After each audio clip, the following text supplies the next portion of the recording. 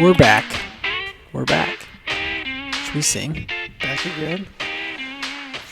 We're back with another episode of the Big Hunt Guys podcast. We got myself, Chris Neville, Brady Miller, Trail Kreitzer, and today we're going over the newly released GOHUNT original with Trail trying to hunt antelope in Arizona called Hunting, Not Horseshoes. If you guys haven't seen it, head over our YouTube channel, check it out. We also have it on our website in an article. You can watch it there.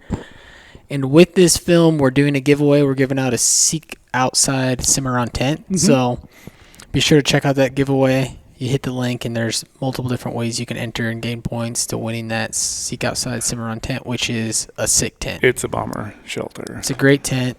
Yeah, I had a Red Cliff in that film, but it's like the little brother to Red Cliff. It's like the more backpackable version. So it's probably one of the easiest ones to set up too, because it's square base. Yeah, square base, tons of room. Like for a backpacker for two guys, that's a palace. You know, you could do three, pretty slick with a stove. But that Cimarron's a sweet tent.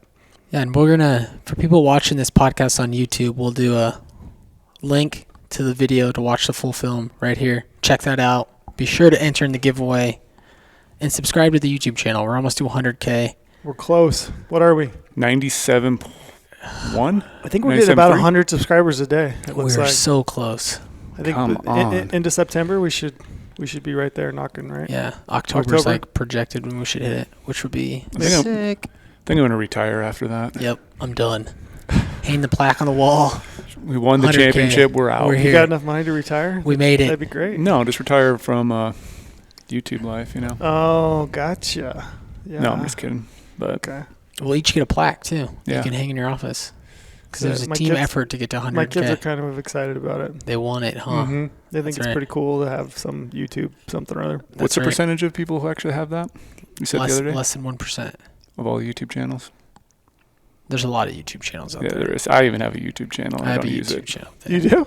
I mean, if you have one technically too, like the one. Yeah, I know. But do you put stuff on your personal channel? I haven't put one on there since I think 2009. Gotcha. Video on there.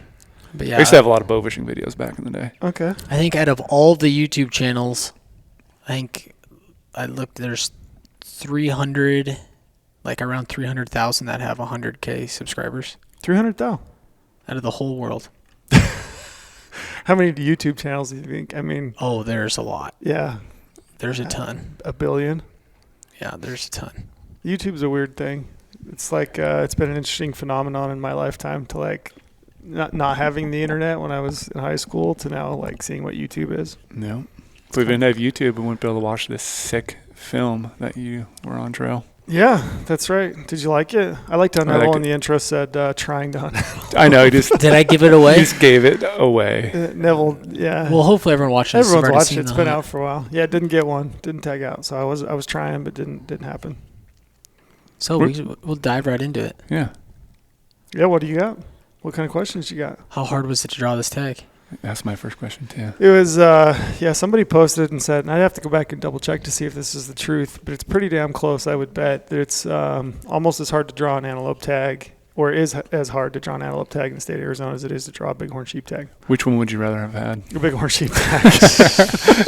Hands down. Yeah, bighorn sheep any day of the week. But yeah, I mean, it's super long odds, and I remember when I did my application, I mean, I always apply in Arizona just because, like, I always buy the hunting license so that I can apply for elk and deer and, you know, sheep and everything else. So I always throw in my app just to see, and I think I did it last day. It was probably like the last 15 minutes of the app deadline, to be honest. I just kind of threw in a couple choices, and I remember the first choice being, you know, like kind of a, you know, premier type thing, and then my second choice just being, you know, a unit I thought could produce something. Yeah. You know, they hadn't killed, I don't know, I mean, you look at harvest statistics, and I don't know what the deal is with that, but they hadn't had an archery antelope harvested the 2 previous years. How's that make you feel? What? Yeah, 0%. They don't offer many tags. There's not a lot of antelope in that unit, but yeah, I mean, I don't. So you weren't expecting to draw this tag? No. When you applied for it? No. Like, what were your odds? Do you know? I think they were like 0.08 maybe, or 0.08. Have you ever drawn a tag with those odds? No. Neither have I. Yeah, I know. When I saw, I was like, oh, I was hoping it was my first choice, but, you know, second choice is what it was. And I still expected. I mean, Arizona, you draw an antelope tag. I mean, you still expect to kind of hang the moon, right? Be hunting 80-inch goats, but I don't think I saw an 80-inch goat. You do any scouting beforehand?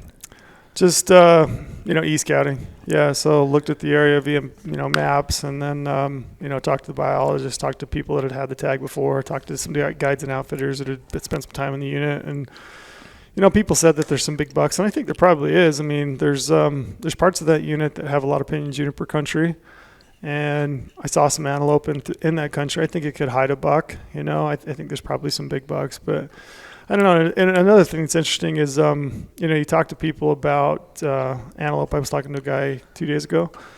There's kind of this underlying current. A lot of people think that those real dry years are, they're phenomenal for deer and elk, but they might be, they're terrible for deer and elk drought, but might be kind of the best case scenario for horn growth on antelope, those droughty years. Is that true? Because that's what I've always heard as well. Yeah, and thought myself. I hadn't, it makes sense to me because then it's going to push them all to the higher quality habitat. Sure. Right? Yeah. I mean, I haven't put a lot of thought into it. I mean, I know antelope bucks will hit maturity at like much younger age. They say, 2, 3 to 4, right? You can produce like the biggest antler growth or horn growth of an antelope. But, thinking back on some of my hunts, I think some of the bigger bucks I have killed have been drier, real dry years. Yeah, dry summers. And, last year, that unit that I hunted, we had really good spring and late monsoon growth. I mean, it rained every day pretty much that I was there. So it was green. I mean, it was like Ireland. So when you were e-scouting, were you expecting you were going to sit on water?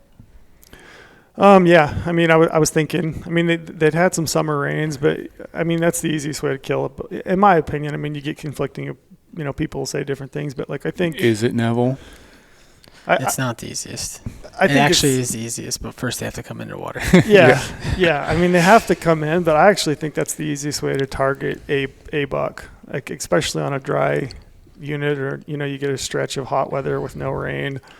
I think it's pretty easy to target a buck if you can find him and then find his water source, because they're gonna go to water. So that was the plan. Was if I could find a big buck, find his water source, I'd set water.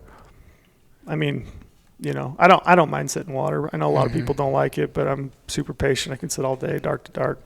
Doesn't faze me at all. One thing I noticed earlier, again, because we had other podcast about e-scouting and different things we do, you had mentioned you called the biologist again. Mm-hmm. It's a little trend I'm picking up with you. Yeah. You try to use all your resources at hand. Sure. Especially with a tag like this. You might as well do your due diligence and... Yeah, and it's interesting. If in Arizona, if you draw an antelope tag, they have like a pronghorn society meeting where they have the biologists, and this was kind of going on towards the tail end, I guess, of COVID. So they had this meeting, and I was able to log on and listen to it. And they have all the biologists. That's like a special thing to Arizona, because the antelope tag in Arizona is a special. It's a special thing. Yeah, it's coveted. Yeah, pretty highly coveted. But I mean, I talked to the biologist.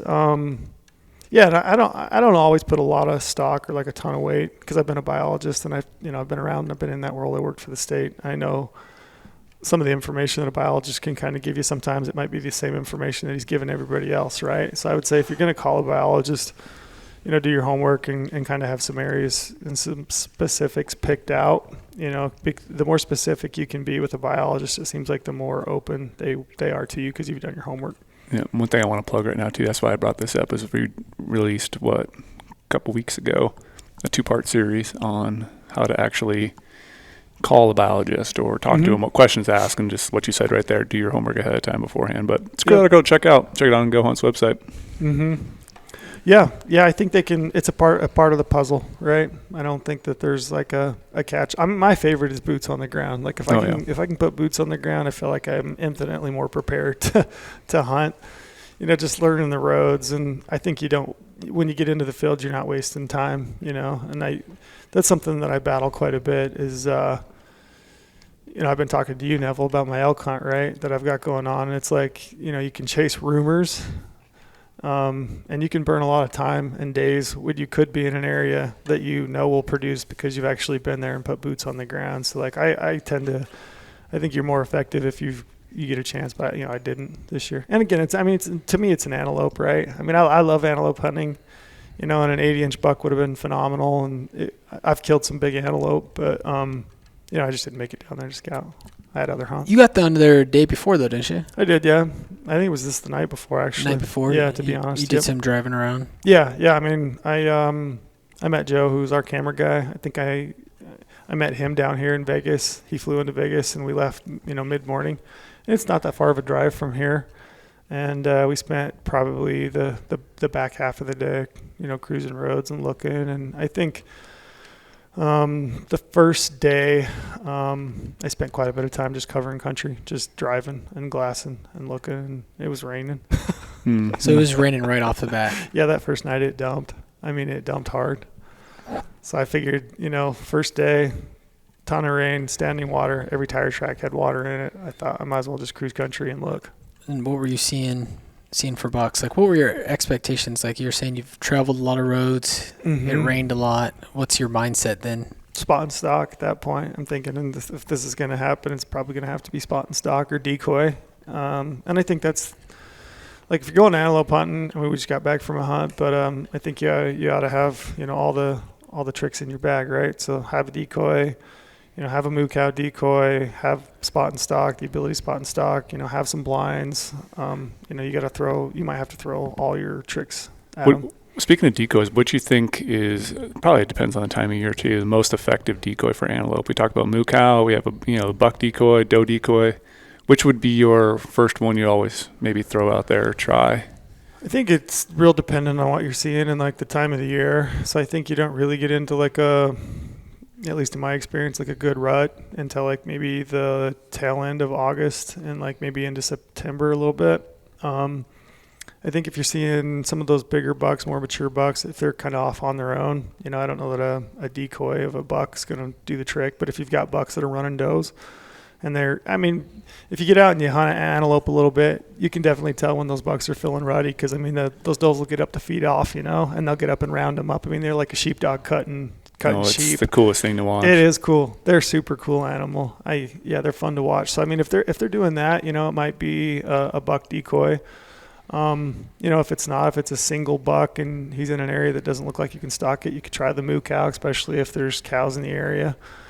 I haven't had a ton of luck decoying, to be honest. I think you have to have the right buck on the right day to really have him come in like you see in some of these videos where you crawl up to the edge, the buck's bedded in a little draw and you pop the decoy up and he comes in on a rope, Mm-hmm.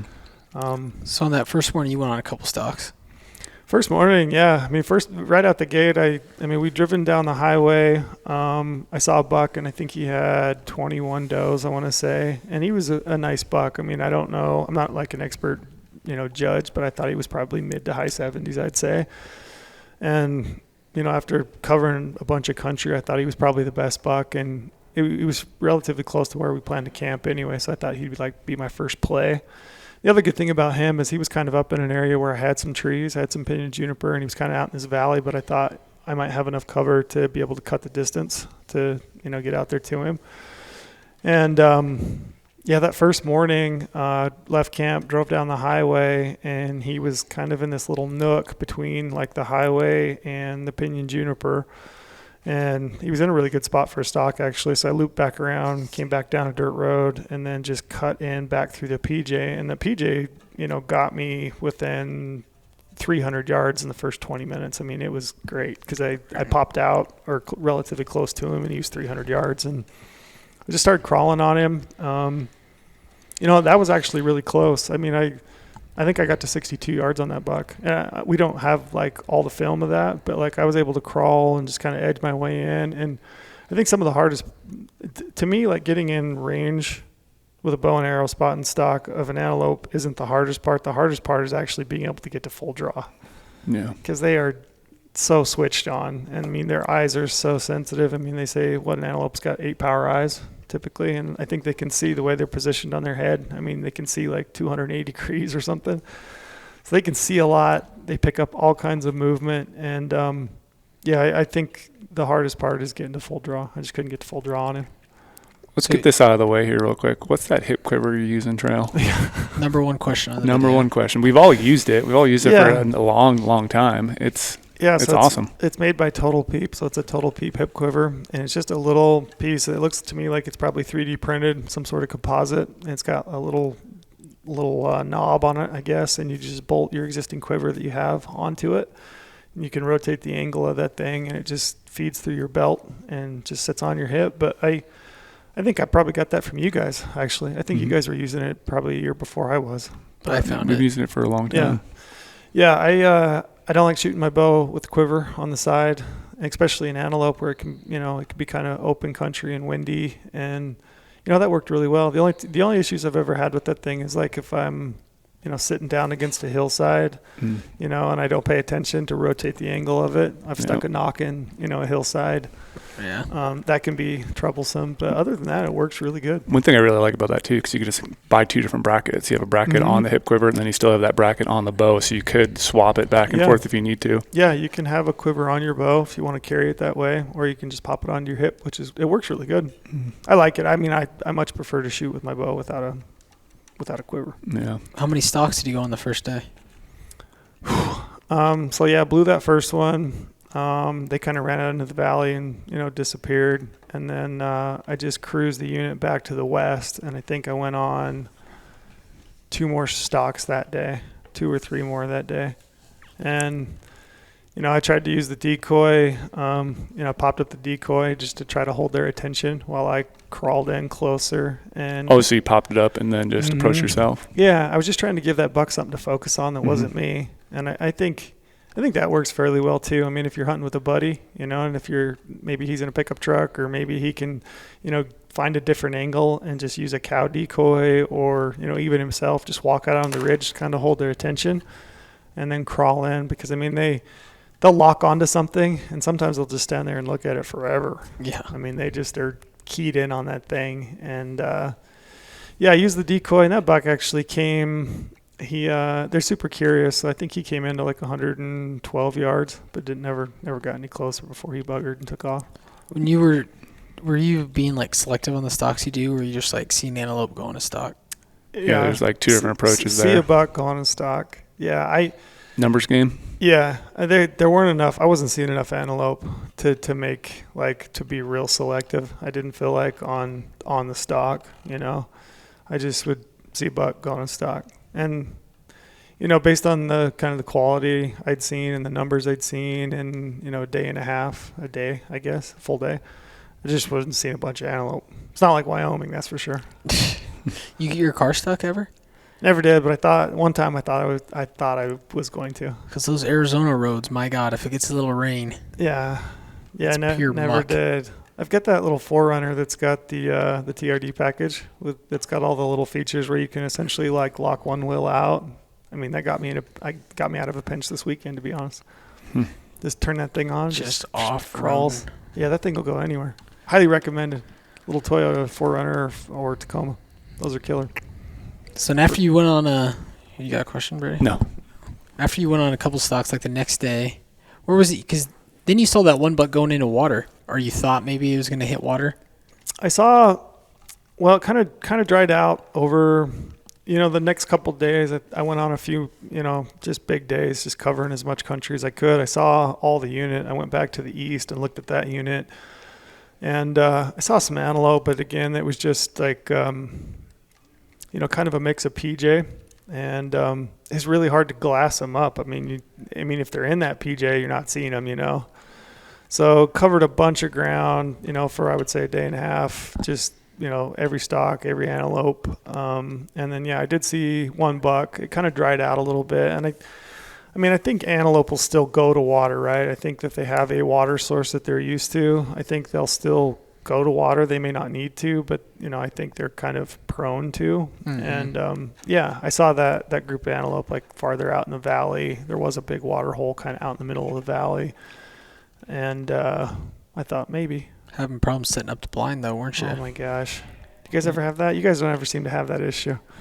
No. I set up a lot of blinds. Yeah, I fight blinds. It seems like I don't know what the deal is. I'm a natural. It's like that story, the Christmas story, where he says my dad was a furnace fighter. Do you remember that? Where he's like down in the basement and he's just swearing and cursing out the furnace.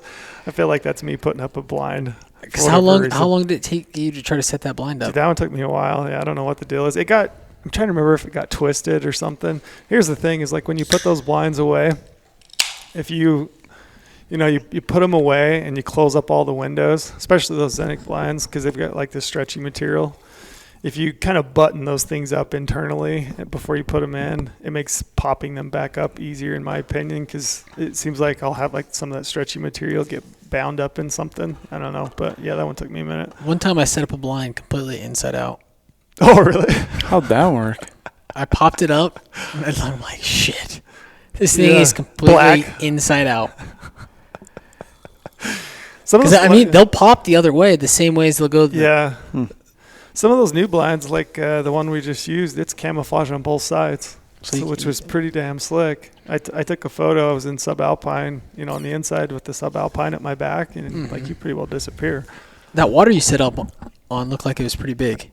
It is big, yeah. It was actually 2-part, so it was kind of partly fenced in. It had 2 gates, one on each side. The one gate was open, the other one was closed. So I figured, if they are going to come in, they're obviously going to come in through, an open gate. So I set up on that one, and it was pretty good. There was like a big berm built up at the back of the blind, and they would have come in to my left, and so I set up right there, and I sat all morning. But midday we had we seen a bunch of cattle. Actually, seen a ton of elk, which is weird. I mean, it's Arizona, so it's not that weird to see elk. But like out in the valley where I was seeing those antelope every morning, I was hearing elk running around. I was hearing cows and calves talking and stuff. And several times I looked out there across, and I could see elk going through that big valley where those antelope were. So it was kind of cool. But yeah, we had some cowboys come in, just guys that were running and checking their cows and stuff. So I mean, we had cows in and out in the morning, and then there's probably a group of, I'd say 8 guys that came in and unloaded a trailer full of horses, and those guys went out and rode that whole valley, which, public land, free range grazing, so I get it. And you said, all right, I'm out. Yeah, said forget this. I'm out of this spot. Pretty well stirred everything up, and then it looked like maybe some more rain in the evening, so I thought I'll just go out and give it hell again. It looked like it rained every evening. It did, yeah. Most nights, like mid-afternoon, late afternoon, it would kind of cloud up and build, and then you'd get just awesome lightning storms at night. Just crazy lightning, which is pretty cool. Makes for good photos and good video. That is true. It was pretty cool to see all the lightning, but not the best for antelope hunting. God damn it. Mm-hmm. Those antelope. Yeah. Yeah, I had one buck, one young buck I watched. I think it was like the 3rd or 4th afternoon. Young buck came out, and I could see him working this big drainage, and I just thought I'll just make a go at him. He was on his feet, so it wasn't like I was going to crawl up on him. He was out moving, so I just kind of walked. And I've done this before. There's one thing I like about using a bow with a back bar is you can hold the bow in your left hand, you can hold the back bar in your right hand, and you can basically just carry your bow, out in front of you. And you can use that top cam to kind of block your face. And I just walked at him. And my brother that lives in Wyoming, he hunts antelope a lot. He's told me that he's had pretty decent luck, like walking these like big diagonals back and forth at antelope and just like gradually cutting the distance. So that buck I just walked at, and I kind of used that same principle, just walking these big diagonal lines where I was gaining a few feet at a time, as I was cutting back and forth. And that seemed to work, and I actually got to like 62 yards on that buck. Is that the one where the guy was sitting there staring at you? Yeah. Yeah, and about halfway through, I was probably within 130 yards of that buck, and that buck had actually turned, and he was facing dead away from me, and I was like walking right at him, making really good time. And kind of peek back over my shoulder to see if our camera guy was right behind me, because I told him just tuck in right behind me. And I looked back to check and see if he was there, and I could see a guy sitting. There was a guy and his daughter. She's young, a kid sitting there. And they were just like sitting there watching the whole thing unfold, maybe 300 yards from me. So what was your thought right away? Man, I don't know. It didn't make me feel good, I guess, if I'm honest. Like, I get it. He's curious to see what's going to happen. But, you want to be and you think you're going to always make a good shot, but I didn't want to get to within 50 yards or 60 yards and, make a shot and watch that whole thing unfold, have him watch that whole thing unfold and, potentially not make a perfect shot, which it could happen, Mhm. you know. You're feeling the pressure of them, huh? Yeah, it just felt weird. I don't know Mhm. why, which probably shouldn't, but it did. Yeah, it felt kind of ruined it for me a little bit. Kind of like your moment with that one animal, and it's kind of like Mhm. tainted in a way because now you have an audience and you just wanted to be by yourself Yep. doing it. Yeah. So you might have rushed things maybe or done things a little bit Yeah. faster because you didn't know what the situation was going to unfold. Yeah, I mean, he's got a kid with him. I don't want to, like, you know, hit this thing back and then have a rodeo ensue and, you know, have their experience tainted as well as mine. And he wasn't a big buck by any means, but at that point in the hunt, I was kind of thinking, if he gets within 50 yards, I might shoot him, you know. It was a young buck, though. Because how far? It didn't look like you're very far off the road. No, I was 300 yards, Yeah. I would bet. Maybe less. Yeah, it wasn't that far. And that buck was all by himself. And like I said, I think I said in the film, like, he just doesn't have a lot of life experience. I don't think he knew what was going on. It's like, wow, look at all these. Yeah, Look at this look car at this weirdo. staring at me. I got this guy walking at me. Maybe that guy was trying to do me a favor. Maybe he thought he was trying to, like, take the attention away Yeah. from me. I don't know, but it was just wasn't right. It wasn't the right situation for me. Even though he was like I said, he was like 62 yards when I finally was like, I don't know. How many days were you out there on this hunt? I think I was out there 6 days because we left on that caribou hunt just right after. I literally, like, pretty much drove home and, you know, got my gear together and then drove back down here and we flew out. So I think it was like 6 days, 5 or 6 days. And it looked like the last day you had your best opportunity? Yeah, the very last day, I came down the road and glassed kind of out over above, and I could see these two guys just barely peeking up over the ridge, and the one guy had a decoy, so I thought, I don't want to bug them, so I drove up the road. I was, quite a ways away, but I looked out in the valley, and I could see that group of antelope with that original buck that I stalked the first day, probably the biggest buck I saw the whole hunt. And I could see these guys, like, working, you know, out there, one with a decoy, the other guy behind him tucked in. And, you know, decoying, I would say, I don't know what the odds of a buck coming into a decoy, but I don't think they're very good, right?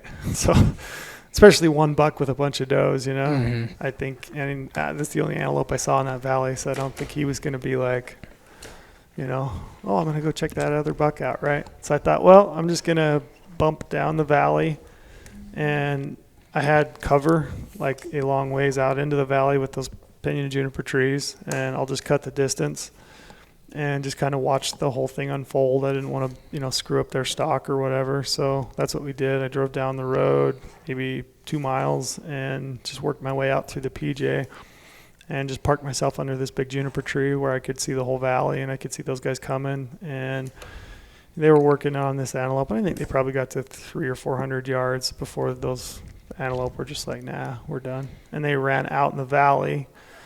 And I told our cameraman, I said, I'm just going to watch them and just kind of see what they do, get an idea on how far they go. And we watched them. They ran underneath us, and they went down the valley, and the way I could see them, they were kind of angling back up into the hillside. And as you got back up into that hillside to the north, there were like some rolling pockets of like pinyon and juniper with some like sage bottoms. And I saw them hook their way around into one of those canyons, and I thought, that's probably a really good chance. Pulled up my maps, looked at the aerial imagery, and I could tell that at the top end of that canyon, it kind of funneled out. Like there was 2 canyons that came together, and it looked like there was kind of a big opening in the back end of that. So I told Joe we're going to have to run. So I did. I think we ran for probably, I bet it might have been 2 miles. You guys just went on a dead run. Yeah, dead run. Yeah, running. I mean, you call it running for me, but Yeah. it was, you know, I was running. Yeah, I ran the whole way, just running out through the sage. And I got into that little draw and just hooked it up around. And when I got to where it was like I could start to see just off the other side, just got to my knees and started crawling. And they had done just what I thought. They'd hooked up that basin, and they were working right around to me. I had a big dead juniper tree that had like tipped over, and I just crawled up behind that, and I was ranging the does as they came around, and I think they were like 60 yards, and the buck was like 59, and there's like one big cedar tree, and he had about 2 steps to take before he would have been totally broadside to me at like 58 yards. You were like totally knocked. Knocked and loaded. Yeah, I was ready. Just all I had to do was draw and shoot. And he had a couple steps to take, and I don't know if they saw me or they saw Joe, you know, behind me. I blame Joe. Blame Joe. Yeah, Joe Ratliff. That's you, pal. Yeah. Poor Joe. Always moving. I don't know if they saw him or not, but they just something they didn't like, and they kind of looked around and spun, ran out a little ways, and then they turned and bolted. But and he was 2 steps. That was it. 2 steps. Yeah, that was it. Yep. Damn it. Yep. Then we packed up and headed home the next That's day. how it always goes. Archery hunting, man. Close. Archery hunt and antelope is a pretty tough spot in stock. And like I said, I think getting within range of those, if you're persistent, I think is quite doable. It's that last, I think I said in the film, everything has to go perfect. Yeah. I mean, exactly perfect. And then you have a cameraman on top of it with you. Anytime there's 2 people going on a stock, it is pretty damn hard. Yeah. Yeah, and that's the other thing. I mean, they weren't really in a spot that I felt like I could have taken him somewhere to like film through a spotter. You know what I mean? It wasn't quite open enough with all the juniper and stuff. It would have been pretty hard for him to keep track of me and the goats. So that wasn't really an option. But yeah, with you and a camera guy, it's pretty damn tough. Yeah. Pretty tough. I got 2 questions about 2 funny parts in the video. Okay, let's have it. One, you were drinking coffee out of a Keurig cup? So I'd stopped at Walmart and I just grabbed. You thought it was instant coffee or what? Yeah, just like a packet, right? Uh-huh. And I just threw it in the cart as I was going and got out there, and it was grounds, but it was like in these big packets, you know? In the Keurig cups. Yeah, because like the cups are ground, and you put it in the Keurig, and then it puts the water through it. Yeah, so my thought process is I'll just get some hot water, I'll dump that in there, give it a nice swish, you know, and then I'll filter out, you know, any of the grounds, but it was pretty hearty. How are you Cowboy coffee. Did you filter it out? Did it look like it looks like you poured in the Keurig cup and just drank it? I don't mean filter it out through your teeth. I meant like let it settle. You know? Okay, just sip the top. Get to the bottom. Yeah, just let it settle. Use your teeth to filter. And drink the top. Yeah, it was pretty gritty. But hey, did the trick. And then you've never had peanut butter on a cracker? I think I have, but you know how like when you're out, sometimes it just hits. Yeah. Yeah, for some reason, peanut butter on a club cracker that day just slapped. Club crackers, they're the best by far. Was it? I don't think you. I'm trying to think. I hunted with somebody last year that had never had a club cracker. That's What? an idiot. Was it you? No. Neville's the king of club crackers. He's the king of crackers. Dude, I've eaten every cracker you've ever thought of. I eat crackers every day. I had either. Had to be Big carb guy. Camera guy then maybe last year. I'm trying to think. Club crackers are at the top of crackers for sure. Somebody I hunted with last year was like, God, never had a club cracker. Might have been Joe, to be honest. Come I think on, Joe. that's probably why. That's probably why the reaction was right. Because you were probably asking about club crackers. Yeah, He's I'll like, bet you. "What's a club cracker?" I've never had one. It was probably Joe. Yeah, I don't think Joe had ever had a club cracker. But man, club crackers are. I wonder where they got the great. name for the club cracker. Like, do you have them at the club? The club, Yeah, I don't the golf know. club. You're supposed to have them after the club to sober up. Is that what you did? No. Or is it like I a club just eat all the sandwich, you time. know, so you can throw anything on there? Dude, that's exactly what it is. You can put anything on a club cracker. Dude, peanut butter and jelly on a club cracker. Oh yeah. Ooh, that's a pro tip. I had jelly too. That's a delicious one. Little squeeze ones? Just like squeeze a little line on there? Huh. Dude, it's literally a peanut butter jelly sandwich. That is a treat. No joke. Yeah, And you know they sell those club crackers now in like the little individual packs. So it's not like you have to buy the huge sleeves. You can get like one pack. Those are definitely going in my, like when I pack for 10-day hunt and I do, gallons of black bag, like for this next 10 days I'm going elk hunting. That's definitely going in there. the club crackers. Yeah. Packet of club crackers. That's a dad trick right there, huh? Yeah. And I do make a lot of peanut butter jelly. I always bring a couple cheese squares too, so I do cheese squares. cheese and crackers. Mm-hmm. And I bring salami. That's a I got fucking baller. charcuterie board in my We did eat really good. charcuterie or whatever the hell it's called. Yeah, that first night, I made fajitas one night. I did like rice and ground elk, I think, one night, which is pretty good. We ate really good. Yeah, it was a fun hunt. I think for me anyway, like I think about drawing an archery or an antelope tag, I guess, in Arizona. Like I had much higher expectations than ultimately and I don't know if it's this way across the state. My gut says it probably is, but I think it's probably one of the more overrated hunts, to be honest. That's what I've heard you say a lot since you got back from that. I'll keep saying it. I think they probably kill Obviously they kill some giants in Arizona every year, right? Those are probably coming out of like some of the better units, and they're most often, I would say, like rifle tag. And I think it's definitely worth applying for, because like I said, if you're buying the hunting license, you might as well also apply for antelope for that $15 fee. But I would look at it with your expectations. It's definitely not Wyoming. I'd rather hunt Wyoming. I'd rather hunt like a mid to low tier unit in Wyoming, I think, any day. Do you think there's a lot of pressure put on you because it kind of is such a hard tag to draw too? Like different thought process maybe went into it than normal because I think probably less so for an antelope, just because, I mean, I don't know if you guys think about it this way, but like in the tier of species that you hunt, I mean, antelope as a trophy for me is a little lower on the tier than, a big bull elk or a big mule deer buck. So I wasn't like as hung up on it, but I think anytime you draw a tag that's tough to draw, you definitely have a different vibe about it. Like your expectations are higher. All right. Yeah, even though they probably shouldn't be, for a hunt like this, like an Arizona antelope tag, maybe they shouldn't be that high. Yeah. I made a classic mistake that I tell people all the time, like keep your expectations in check. Gotcha. Got me, yeah. You're looking for an 85 incher. I mean, I've killed some 80 inchers, so I was hoping to find something real special. It never did, and not that mattered, I don't really care that much. But low draw odds units don't always mean giant trophies walking around everywhere and it's easy. For sure. Yeah, they definitely. It's not a same for same. It's still hunting. Yeah. A lot of cows though. Yeah, tons of cows, and I saw a lot of elk, man. I saw a giant bull. The one day we didn't get video of it, but I was looking at some antelope and I'd seen a water hole, and I was kind of picking the landscape apart just to see what would potentially be maybe coming into that water hole, if that might be the hole that those bucks were using.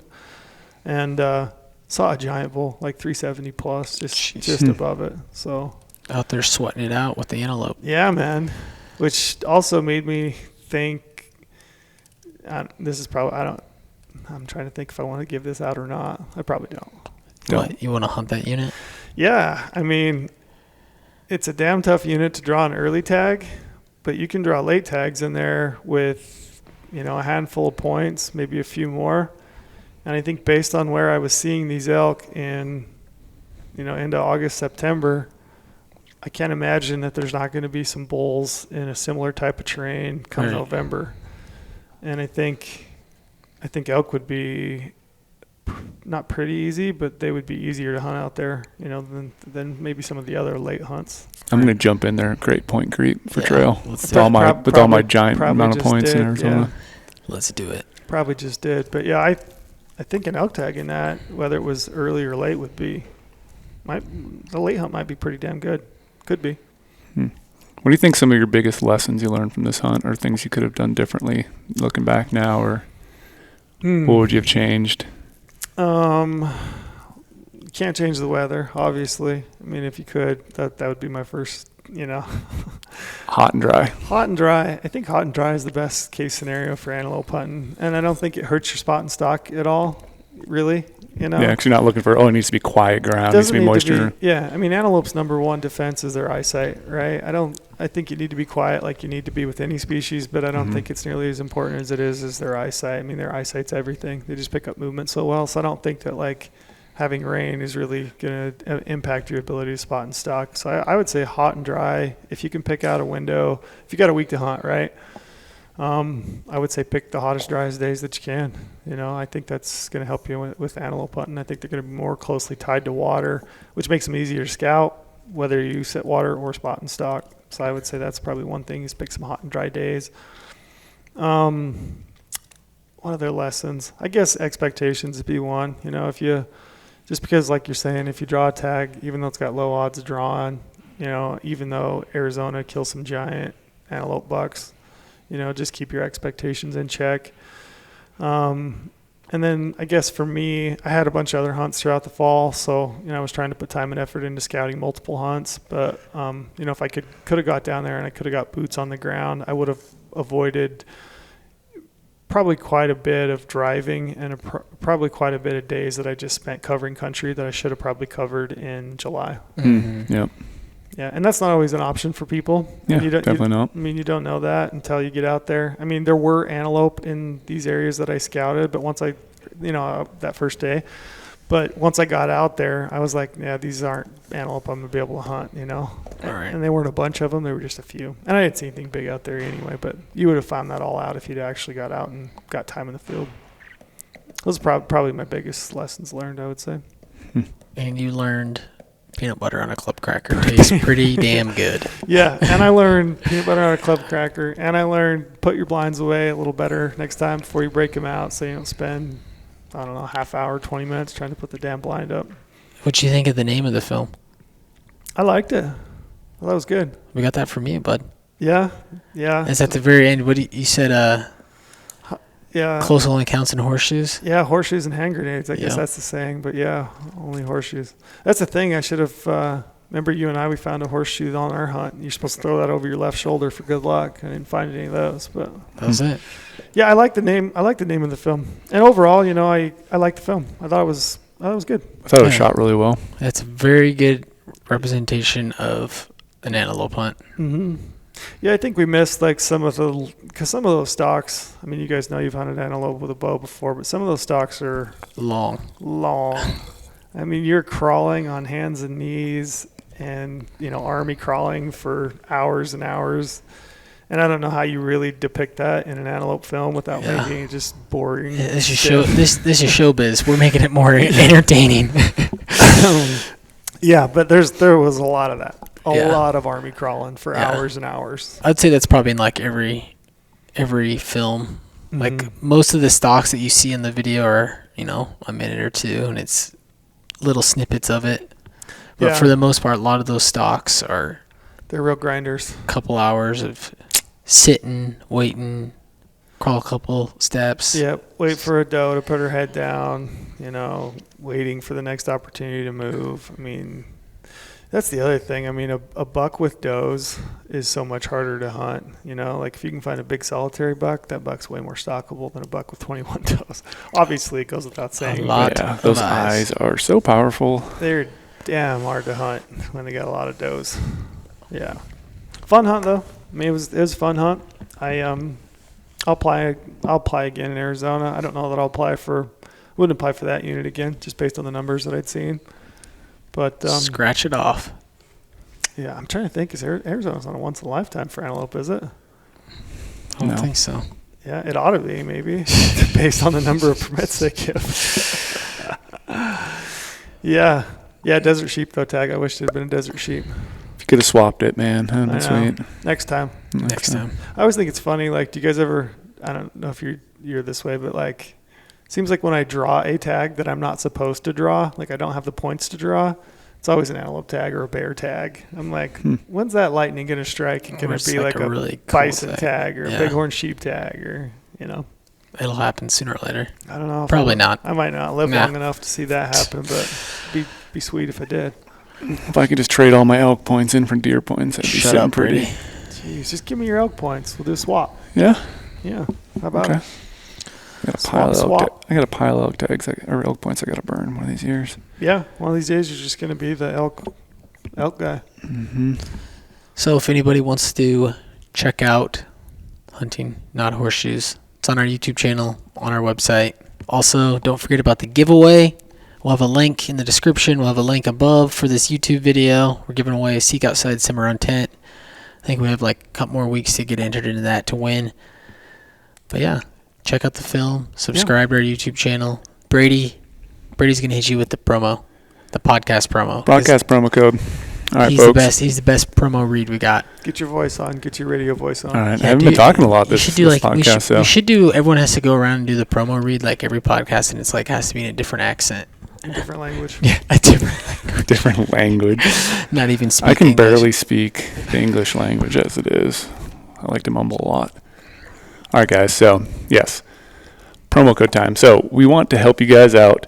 Put the tools in your hands to make you a more successful hunter. So use promo code podcast. Sign up for Insider. It's going to give you 50 points to the GOHUNT Gear Shop. So you can get everything from draws, filtering 2.0, gear rewards, point tracker. You're going to get GOHUNT maps on the web and on mobile. Promo code podcast, 50 points. So that's $50 back to the gear store. If you just want our maps only membership Explorer, use promo code podcast. That'll get you 20 points to the GOHUNT gear shop. And with Explorer, you also get access to point tracker and gear rewards as well in the gear shop. So no better time than now. Pick up tools you need. So get maps, get Insider.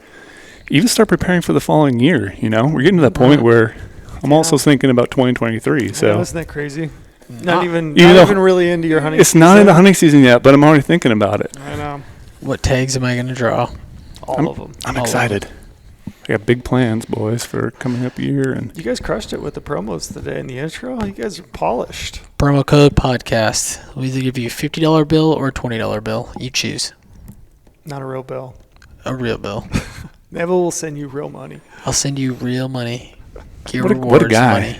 What a guy. Because he's got it like that. Yeah. But awesome. Check out the film. It was a good one, Trail. Hunting, not horseshoes. Yeah. You don't always get one. And we'll end it on that. You don't always get one. Good advice, Trail.